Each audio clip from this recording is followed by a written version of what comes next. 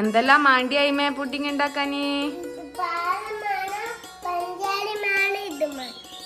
ആ പാലും പഞ്ചാരിയും ജലാറ്റിനും അല്ലേ.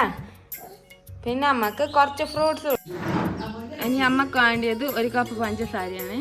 അത് നമ്മൾ പാലിലേക്ക് ഇടുക. ഈ സ്പൂണ് ജലാറ്റിൻ നമ്മളിലേക്ക് നല്ലപോലെ ചേർക്കണം. എല്ലാം കൂടി നമ്മൾ ഗ്യാസ് മേലെ വെച്ച് നല്ലോണം പതിപ്പിക്കണം.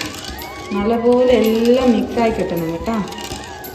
നല്ലോണം പതിപ്പിച്ചെടുത്താൽ സിമ്പിളായിട്ടുള്ള നമ്മളെ പുഡിങ്, മിൽക്ക് പുഡിങ് റെഡിയാവും. ഇതിലേക്ക് 2-3 ഫ്രൂട്ട്സും കൂടി മുറിച്ചിട്ടാലോ അടിപൊളി ഫ്രൂട്ട് മിക്സഡ് ഫ്രൂട്ട് പുഡിങ് ആവും. നമുക്ക് മനസ്സിലായോ? നീ എന്നാ പരിപാടി? സെറ്റാക്കലാ? ആ നമുക്ക് അതിനെന്തെല്ലാം വേണ്ടിയേ?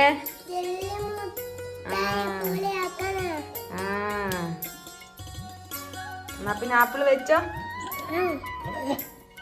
ആപ്പിള് നമുക്ക് സെറ്റാക്കാൻ പറ്റാട്ടാ. ഇങ്ങനെ നമ്മള് മഞ്ചിന് വേണ്ടിയിട്ട് ഇങ്ങനെ ആപ്പിൾ വെച്ചെടുക്കും.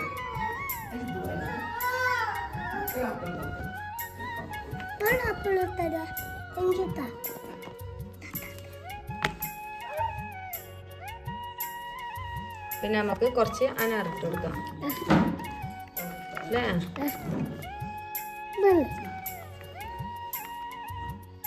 ഇതിലേക്ക് നമ്മൾ നേരത്തെ തയ്യാറാച്ച മിക്സ് ഫുള്ളായിട്ട് പാർന്നിട്ട് നല്ലപോലെ കവർ ചെയ്തെടുക്കും.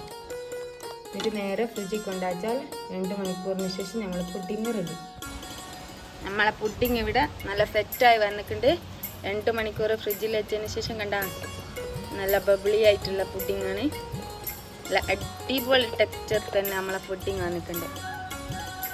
എല്ലാവരും ഇഷ്ടപ്പെട്ട ലൈക്കും സബ്സ്ക്രൈബും ചെയ്യാൻ മറക്കല്ലേ. നമുക്കൊന്ന് മുറിച്ച് നോക്കല്ലേ. അയ്യവ നല്ല അടിപൊളി പുഡിങ് കേട്ടോ. എല്ലാവരും മസ്റ്റായിട്ട് ട്രൈ ചെയ്യണേ. സിമ്പിളായിട്ടുള്ള എന്നാൽ നല്ല ടേസ്റ്റി ആയിട്ടുള്ള പുഡിങ്ങാ. നമുക്ക് അയിമക്ക് കൊടുത്തോക്കാം. ഇതാ നല്ല ആപ്പിളും അനാറും എല്ലാം ഉള്ള നല്ല അടിപൊളി പുഡിങ് കേട്ടാ.